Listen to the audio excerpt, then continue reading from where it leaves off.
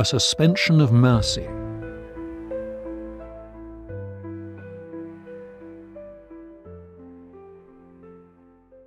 (20) Sitting on the living room sofa, with a gramophone playing Sacre du Printemps, Sidney wrote in his little brown notebook. August 13th. I can't really imagine it to my satisfaction. Something always seems to be missing. I think the murderer is not within us all, as I feel too awful imagining even as far as I can get. Or does this mean I'm getting near the truth? A combination of mental, even physical discomfort, extreme malaise, sordidness, disconnection with the human race, a sense of showing a mask to the world, of shame at one's own cruelty, which cannot entirely be assuaged by thinking of or inventing childhood experiences that may have led to it. Some killers are cocky. Or do they just try not to think? Or are they incapable? I'm not satisfied with my imaginings, and I suppose the trouble is, I'm not really a killer. I don't suppose a real killer would have the same thoughts and feelings as I. Why should he? My reactions are the result of conditioning, and I prefer to call conditioning sets of attitudes. I have more than I thought. He was looking into space with his pen poised when an unexpected knock came at the door, a solid knock, not Mrs. Lilybank's. Sidney put his pen down, closed his notebook, and went to the door. He was surprised to see Brockway's huge form. "Professor Brockway! Inspector! Excuse me," Sidney said. Mrs. Lilybanks had told the Sneesums about the carpet burial, Sidney thought. But the realization did not bring his usual seizure of guilt. "Good evening," said Inspector Brockway, bringing his fist up to his mouth and coughing explosively. "Hope I'm not intruding." Sidney was so close he jumped at the cough. "Not at all. Come in, I'll turn this off." He went to the gramophone and stopped it. The inspector unbuttoned the jacket of his blue and brown tweed suit, removed his hat, and took a chair. "I understand you saw the Sneesums today." "Yes, I did. They came by around 3. "No news, I take it?" "No." "And you've had none, either?" Inspector Brockway's eyes looked somewhat troubledly about the room, the coffee table, alighted for an instant on the brown notebook, which was worn flabby from time more than use, then lifted to Sidney's face again. "No." Sidney wished the notebook were upstairs, out of sight. Now the inspector was actually touching it with the fingertips of his right hand, pushing it a couple of inches away from him. "Mrs. Lilybanks told me this evening of seeing you with a carpet that you said you buried somewhere. Is that true?" "Yes," Sidney said, his voice dramatically and quite accidentally breaking. "An old carpet with moth eggs in it. I didn't want to burn it, and the garbage gets taken away only once a fortnight, so I buried it." "When did you bury it?" the inspector asked. "Oh, weeks ago." "In July?" "Yes." "Do you remember exactly when in July?" "Yes, it was just after my wife left, I remember. I woke up early, the day after she left." "Almost before dawn?" "Yes." Go straight through, he told himself. The facts, damning though they might be. "Where did you bury it?" "Somewhere near Parham, on the Parham Road from here, in the woods." The inspector frowned and looked at him. "Tell me how you did it." Sidney took a deep and genuinely painful breath. "I pushed her down the stairs first," he thought. "Kept her body overnight." He smoothed his hair with his hand and stared blankly at the opposite side of the room, then looked at Brockway. "I just dug a hole with a pitchfork." Inspector Brockway produced a package of cigarettes and extended it to Sidney, but Sidney shook his head. It was the first time the inspector had smoked in his presence. Was he relaxing now that the case was solved? "I suppose you could find the spot again." "I think so. Have a go at it anyway," Sidney said, with a weak smile. It was indeed all coming true. "Good." The inspector exhaled his first draught, stood up and approached the window, then coughed in the explosive way that made Sidney jump again, and suddenly he knew what the cough reminded him of. A foot smashing down on an empty pine crate splintering it. "It's not dark yet. Shall we give it a try?" asked the inspector. Certainly. The inspector's car was in front of Mrs. Lilybank's house. He knew the road to Parham, and Sidney guided him only as they approached the straight section of road where the woods lay. "It's on the left," said Sidney. "Slow down a bit." The inspector did. Sidney led him into the forest, looking all around him and trying to remember certain trees, clumps of bush, and failing. Well, if he failed, so what? Sidney looked behind him, trying to recall the distance the spot had been from the road and his car. "There's more undergrowth since I was here." "Very likely. But do your best." Sidney advanced slowly.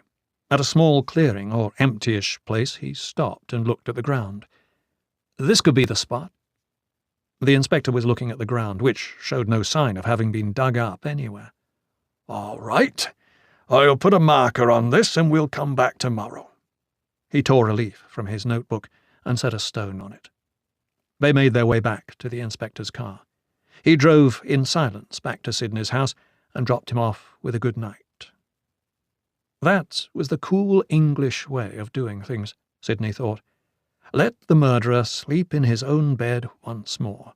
Drop him at his house, bid him good night. The rope would jerk soon enough on his neck. Sidney imagined a corpse in the rug, Alicia barely recognizable, and himself, now, trying to sleep on this climactic night, writhing with terror because Mrs. Lilybanks had seen him with the carpet and put the police onto him. He had only hours more of freedom.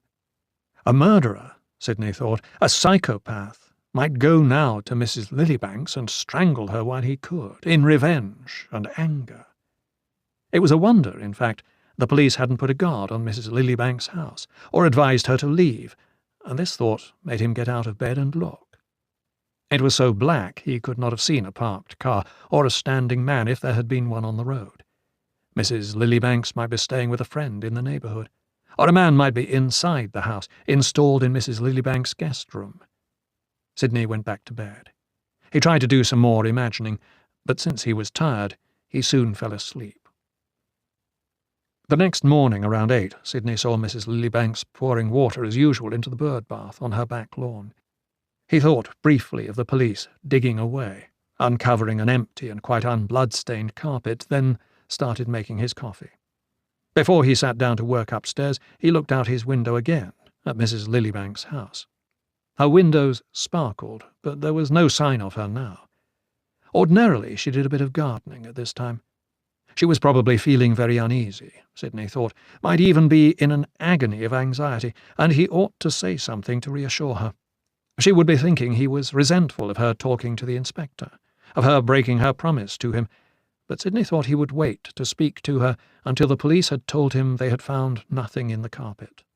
Of course, she would think him a fool for implying Saturday night that there was something in the carpet, and he'd have to explain that by saying he had let his imagination run away with him, that he had been joking. A too grim joke. Mrs. Lilybanks would dislike him for that, but so be it. Or he could say he had been a victim of temporary aberration, hallucination, terror, worry, and he had really felt that night that he had done away with Alicia. All his explanations would be unsatisfactory, but the important thing was to tell her as soon as possible that there wasn't anything in the carpet. "What? I don't believe it," he'd say to the police. "Somebody's stolen my corpse? I won't have it. Look again." Sidney turned his attention to his new whip idea. The telephone rang a little after 10 a.m. "Inspector Brockway here. There's no carpet buried in that area you pointed out last night. Can you come over now, Mr. Bartleby? Maybe you'll do better in daylight." Sidney left the house within 3 minutes. What a pity. The poor boys digging all morning in that tough ground. They had probably been at it since 6 a.m. He found the inspector smoking a cigarette and talking to the young blonde constable of Ronsey Knoll beside the inspector's car. Sidney drew up behind them. "Good morning, Inspector." "Good morning," to the constable. "I'm sorry I misdirected you. It might be a good idea if I walk up the road a little. Maybe I'll recognize something." "Just as you like," said the inspector. Sidney walked on along the left side of the road, paying attention to the woods, but every yard of them looked like the next. He began to walk back. When he reached the inspector, who was now leaning against his car, he said, "Sorry, Inspector. I don't think it's up there. I still think it's around here, so I'll walk in a ways." "Go ahead," said the inspector, and began to follow Sidney. After 20 or 30 paces, Sidney saw the black figures of a couple of police, one seated on something, one knocking his pitchfork against a tree to get the dirt off. Sidney headed toward them. "No luck, I hear," he said. "I'm sorry for all the trouble." The ground was torn up as if they had started to make a square dugout. Both officers had unbuttoned their tunics. "Ground's firm as anything here," said the standing officer. "But I'm sure it's around here," Sidney said, and went on, a bit to his right and parallel with the road that was now out of sight. Clinging vines clutched at his trousers. He slipped on something and saw with revulsion that it was a black slug 5 inches long. He reached a small, clear area and hesitated. "It could have been here," he said to the constable, who was just behind him. The constable drew a penknife and made 2 downward strokes in a young tree, then peeled off the bark so it showed white. The inspector was looking at the ground and stamping on it. Sidney cut in toward the road. He came to another spot that might have been it, but he favoured the last spot. "It's a pity the grass grew up so much. That's why it's hard to find." "A lot of time passed. Nearly 2 months," said the constable. The body would be in a foul condition, Sidney supposed he was thinking. "I can't do any better than this," Sidney said, stopping again at the place where the constable had marked the tree. He started as Inspector Brockway appeared through the woods in front of him. "How deep is it?" asked the inspector. "About 4 feet, I think," Sidney replied. "That may be why they didn't find it at the first place. I'd like to see how deep they went." He walked on past the inspector. The constable and the inspector followed him. At the first sight, Sidney asked permission and took a pitchfork. He began poking at the soil near a big tree and tossed several forkfuls of dark earth to one side. But below where the officers had dug, the ground was firm. The roots looked undisturbed, and that was all there was to it. "I can't understand it," Sidney said. The 4 men were standing about, watching him. "Well, boys, I think we'd better go a little deeper here, just where Mr. Bartleby was digging," the inspector said. "And there's another spot farther on." The officers returned gloomily to their task, and the second pitchfork was put to use. Sidney watched them a few moments, then said to the inspector, "Is there any reason for me to stay? I have some work to do at home." The inspector said there wasn't, and told Sidney he would give him a ring later. Sidney made his way back to the car. By now there was a faint trail in the grass to where the men were digging. At 1 o'clock, the inspector rang to say they had dug in the second spot also, and found nothing. Sidney pushed his fingers through his hair and thought, murderer imagines murder, carpet, corpse, burial, everything. That's strange. The carpet's at full length, a roll. It should be easy to find. The inspector said they would try again after lunch, in the third spot Sidney had led them to. Give them time, Sidney thought. They'd find it, because he was sure it was there. He went back to his synopsis. The whip had been summoned by the police, who remained ignorant of his criminal activities, to help in capturing a Paddington-based gang of big-money robbers. Pretending to be a recently sprung jailbird, the whip had joined the Paddington band in order to work from the inside, and was now making himself familiar with the band's fences, preparatory to turning some in to the police and keeping the cleverest one of them for his own personal use. By 4, there was no ring from Brockway. His thoughts moved suddenly to Alicia. Where the hell was she? What was she doing? Who was keeping her? There must be somebody keeping her. She had rich friends, but would she ask them for £50 in a situation like this? No. If a man were keeping her, she must be sleeping with him. Sidney frowned, wounded and puzzled. He got up then from his desk and did no more work that day. Around 5 o'clock, Sidney heard the telephone from the backyard where he was mucking about in the compost heap and went running into the house to get it. "Hello, Sidney. This is Elspeth Cragg. How are you?"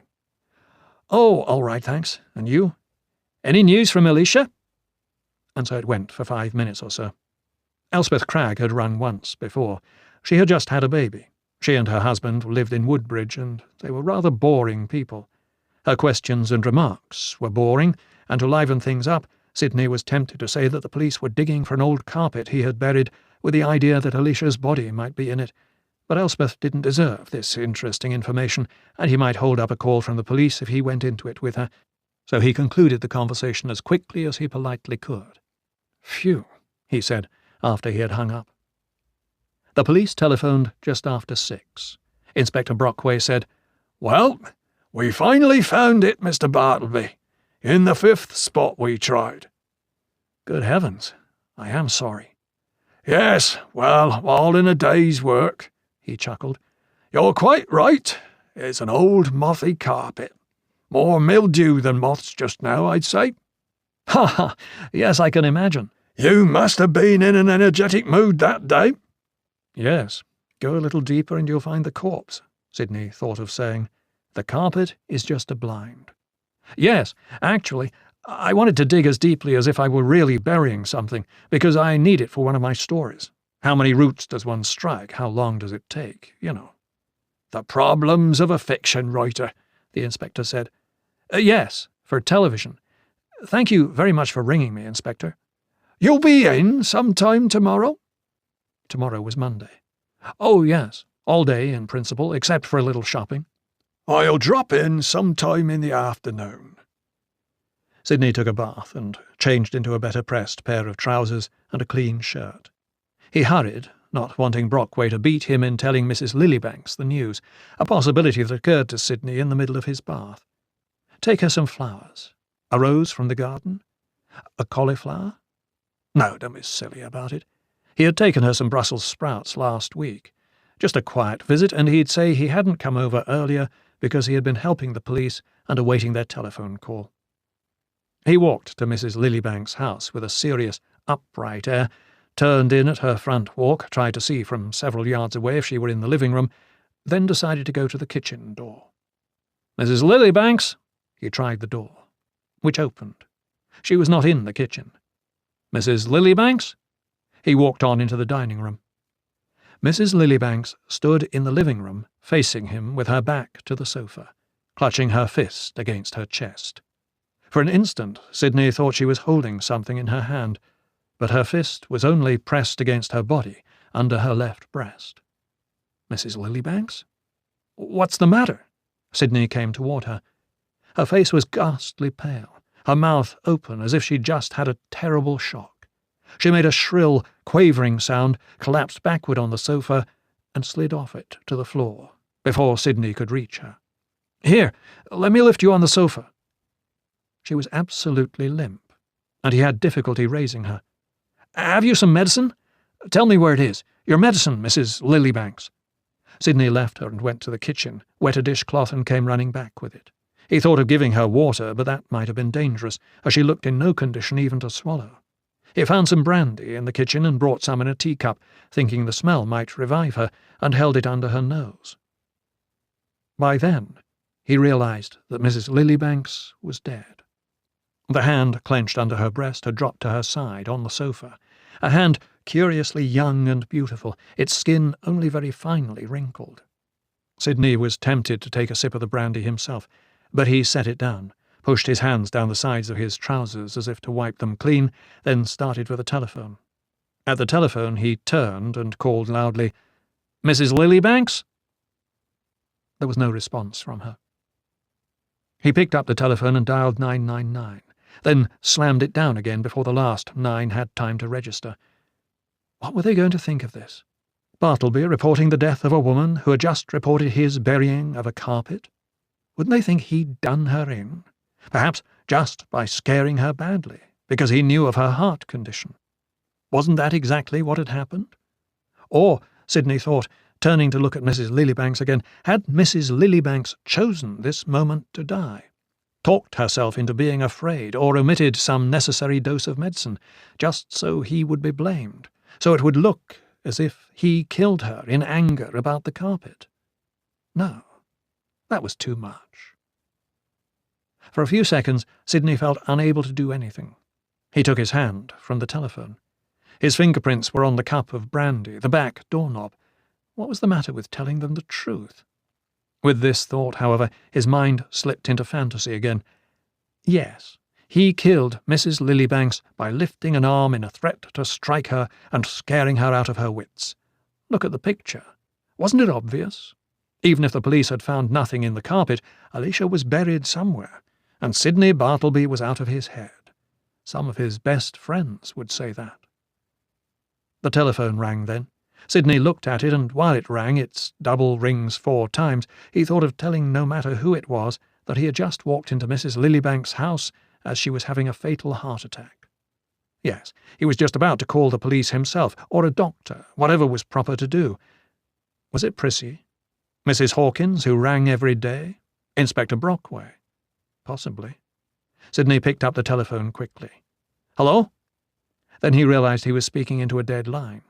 He pressed the cradle down, then let it up and dialed 0.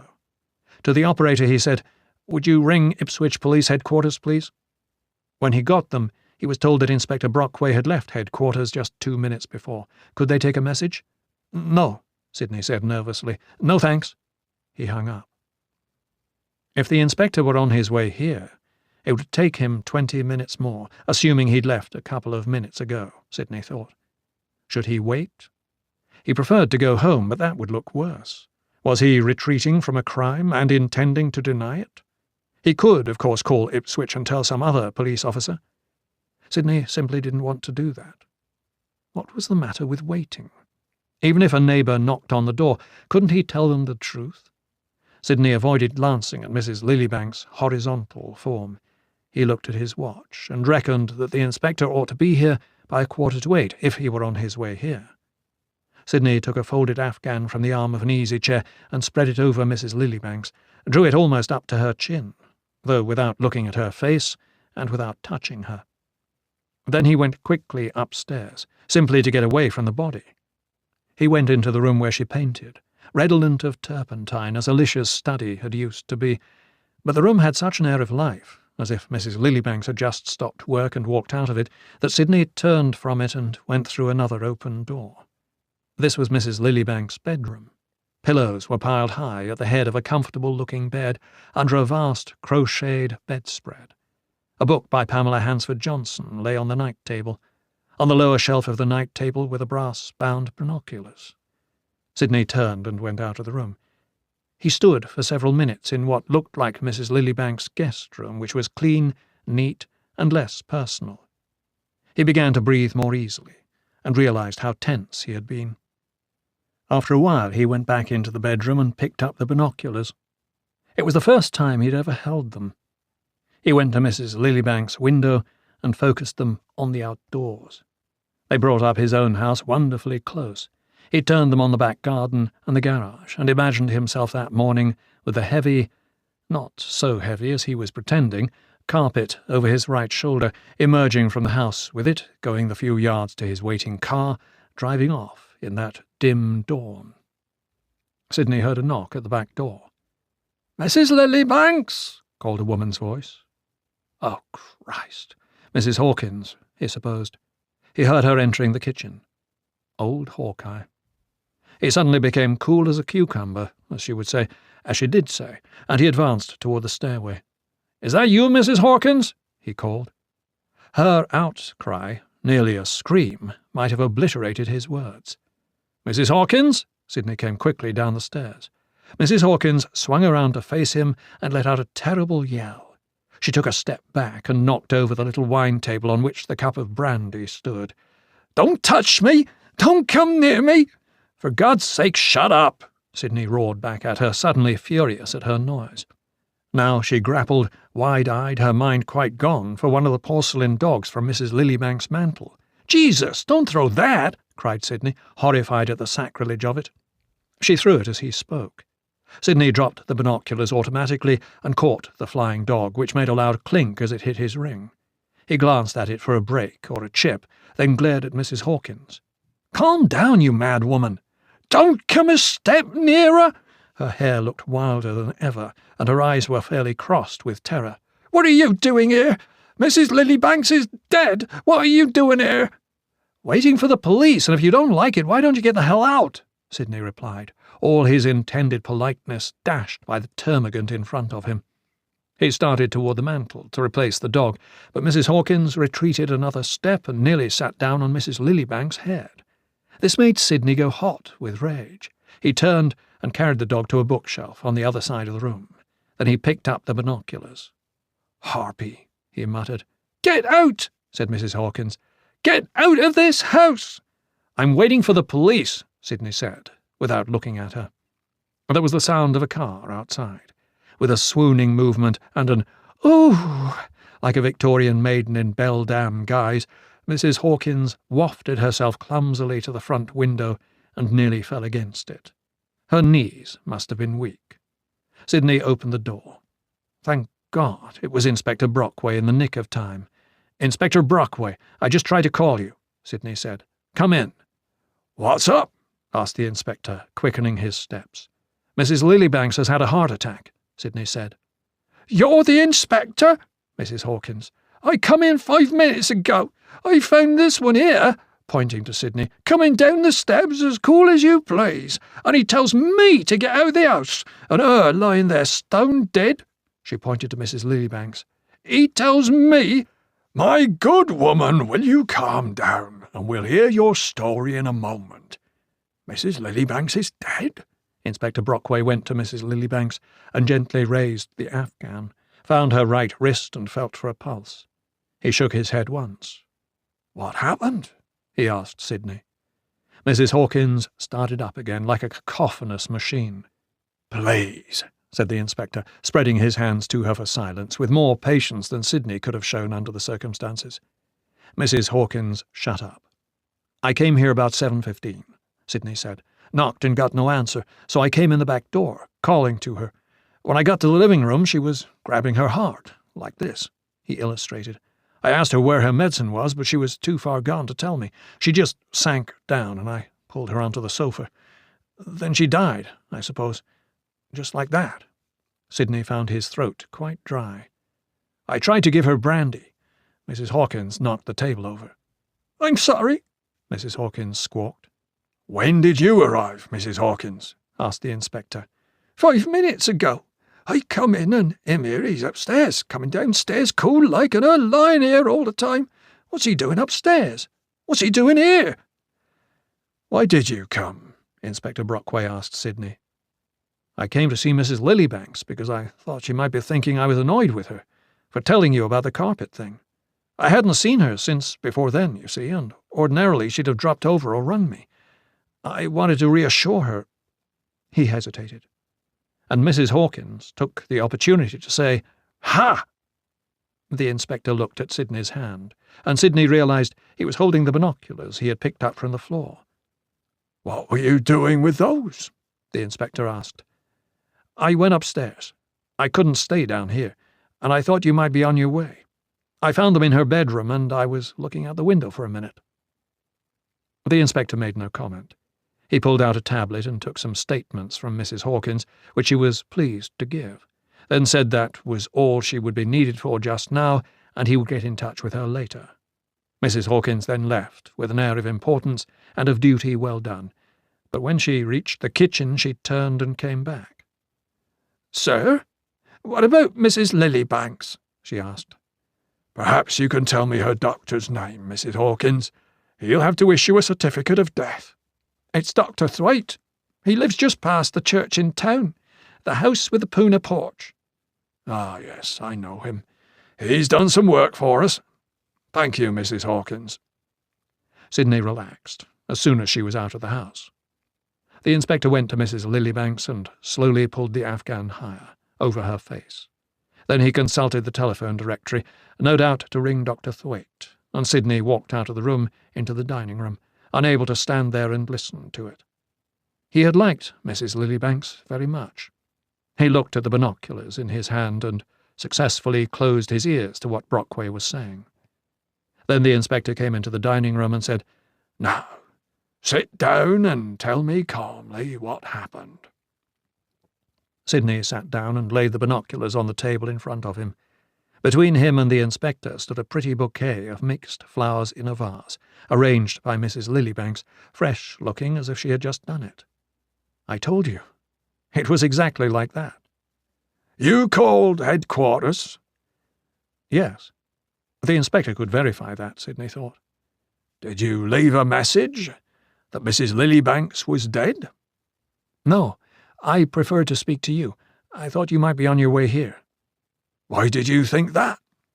I thought you might be coming to tell Mrs. Lilybanks what was in the carpet, that she shouldn't be worried, Sidney replied. That was exactly what I was coming to tell her. Then I was going to call on you. Oh, what about? To ask if you buried something else in the woods, or some other woods. Sidney felt his face grow a little warm. No. I think you might have done. Think again. Do you think I would have forgotten? Sidney asked, with a smile. Possibly, if you wanted to. Or you might have got it mixed up with a story you're writing. Sidney was briefly embarrassed, and irked, too, that the inspector's guess was so close. His notebook was at the back of a drawer in his work table, and had been since last night. Now it occurred to Sidney he had better carry it on him at all times, because the inspector might choose to search his house for just such notes as these. A crate-breaking cough from the inspector jolted Sidney out of his thoughts. It occurred to me you could have staged the carpet burial elaborately, knowing Mrs. Lilybanks might see it, or even just to pretend to yourself, when you'd really buried a body before or after. Inspector Brockway smiled, showing teeth as rugged as his face, and as tanned also, from tobacco. His was the kind of face some writers called craggy. Nobody would bother burying a mothy carpet as deeply as you did, unless they were pretending something. The inspector let this sink in, like Mrs. Sneesham's comment on what society demanded, expected, and would exact. Nonsense. You can't dismiss it with nonsense. Why can't I? Sidney asked, though not insolently. Because I won't. Sink, sink, sink. Sidney shrugged a little. So you're still looking for a body in the woods? Not necessarily in those woods. What happened the next morning, Mr. Bartleby? Didn't you ask Mrs. Lilybanks? She had the binoculars. She was probably watching the next morning. Did you go somewhere else, the carpet morning, and dig a hole? So the operation would be quicker the next morning? What operation? Sidney really couldn't figure it, if the inspector was thinking he used the carpet to conceal Alicia's body as he carried it out of the house. What had he done with the body the night of the carpet morning? Why not the same day? Why waste time? He asked quickly. Because it was getting lighter. You hadn't dug a second hole the day before, had you? No, sir, Sidney said emphatically. Must have taken you a good hour to bury the carpet. More, Sidney admitted. When did you realise that Mrs. Lilybanks had seen you with the carpet? The night you came over and asked me about it. Last night. It seemed longer ago to Sidney. Not before? No. Mrs. Lilybanks asked me for coffee and dessert just yesterday afternoon. Silence for a moment. Did you bury your wife, Mr. Bartleby? Inspector Brockway asked, as calmly as if he were asking Sidney if he would like a cigarette. Had to. Dead, you know, Sidney thought. But his face was tense. No. He realized he had been playing with the binoculars, turning them slowly over and over above the table. He put them gently down. You'd probably like to have those, but I can't let you. They're part of the evidence now. He got up from his chair. You're perfectly free to say my theories are a lot of rot any time you wish. I wouldn't do that. I like theories. I'll have to stay until the doctor comes. I don't want to keep you, Mr. Bartleby. Sidney stood up and said, "Thank you." The inspector walked into the living room. Sidney followed him and went on to the front door. At the door he turned for a last look at Mrs. Lilybanks, only a soft-looking, elongated form under the pink afghan, already a corpse under a shroud. Sidney said to the inspector, "You seem to be thinking that I caused Mrs. Lilybanks' death, too." "Why do you say that?" Inspector Brockway asked, frowning. "Why do you think I killed my wife?" "I didn't say I thought that. I merely asked." Sidney watched the inspector trying to peer into his mind. But the inspector was awaiting some important sign or betrayal from him, and of course he had none, unless he pretended, and Sidney at that moment did not feel like pretending. "Good night, Inspector." "Good night, Mr. Bartleby." Sidney went out. He heard the telephone like an auditory hallucination when he was several yards from his house and broke into a run. He was right. The telephone was ringing, and it was Alex. "I rang you before. I didn't know where you might be. Possibly in jail, I thought." "Oh? Why?" "This carpet story. We heard it on the 7 o'clock news tonight. Just a few minutes before, they said the police found the carpet they'd been digging for all day. Good God, Sidney, what next? Are you enacting the next whip? Let me in on it. The plot sounds promising." "Well, it's not a plot, chum. It's the truth." "Oh, you buried a carpet? But an empty one?" "I buried a carpet." "Oh, maybe they're hard up for news. They made sort of a joke of it. A lot of trouble to find it. It was the last thing the news announcer wound up with, if you know what I mean." Sidney did. They always try to wind up on a light note. "Maybe the joke is still to come," Sidney said ominously. 4 feet deep, they said. Really, Sid, are you losing your mind? Or were you imagining the carpet was Alicia? Ha ha ha! "Alicia's below the carpet. They just didn't dig deep enough," Sidney replied, and returned the laugh more ghoulishly. "Wait for tomorrow's exciting episode." "I have the strangest feeling you're not kidding. Tipped off by a neighbour, they said, who saw you through field glasses. Would that be Mrs. Lillybanks?" "Yes, none other. She saw me along with a little bird." "Well, Alex, what did you really call me up about? Surely not this trivial business?" "You sound nervy, Sidney. Are you really in some kind of trouble down there? Don't be shy about telling me, you know. Hitty's worried too." "Naturally I'm in trouble. Alicia—" He dropped his voice to a whisper. "Alicia was in the carpet, and Mrs. Lillybanks thinks she saw her feet sticking out, or maybe an arm or a head." She took long enough to tell the police about it, didn't she?" Sidney thought of Mrs. Lillybanks dead, and his joking was gone. "Sid?" "I'm still here." "So you carried her out in the carpet?" "But I buried her in a different place, and they'll never find it. There go the pips, Alex." Alex paid no attention to the pips. "Where'd you bury her, Bartleby?" "Why should I give them any more clues? I led them to the carpet." "Not very accurately, Bartleby. But can we quote you on that? You buried her somewhere else?" "Yep. Rolled her out and buried her somewhere else." Sidney loosened his tie in an agony of boredom. "I've got to sign off. This has already cost you 2 half-crowns. "What did you really tell the police?" "Alex, I'm tired." "Well, Sid, I rang up to say I'm staying home this week to wind up this next script. Hitty's at Clacton with the kids since Saturday. So if you want to ring me about anything, I'm here." "Okay, Alex, thanks. I'll remember." "Shouldn't be too difficult," Alex said with a chuckle. "Bye-bye, Sid." It was very noble of Alex to spend a week of his 2-week vacation alone in London just to work on the whip, Sidney thought. He put on his old trousers, with an idea of trying to work, but instead flung himself down on the bed in the bedroom. Mrs. Lillybanks was dead, and he was sorry indeed that he had caused that. She had been killed by an attitude, he thought, an attitude on her part. She thought he had killed Alicia. Therefore he had come into the house to kill her. This attitude had been caused by his attitude. Both things were quite false, yet had important and very real effects. Mrs. Sneesham had an attitude, one of suspicion. Her conventions were attitudes too, just as false as heathenism and the worship of pagan gods, or as true. Yet since hers tended to maintain law and order and family unity, they were the attitudes this society endorsed. Religions were attitudes too, of course.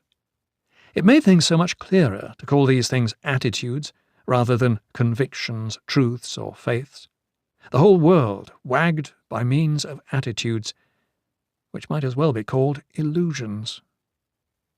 He got up and took his brown notebook from the drawer in his table, made a note of what he had been thinking, then took the notebook downstairs and put it in the inside breast pocket of his jacket beside his wallet.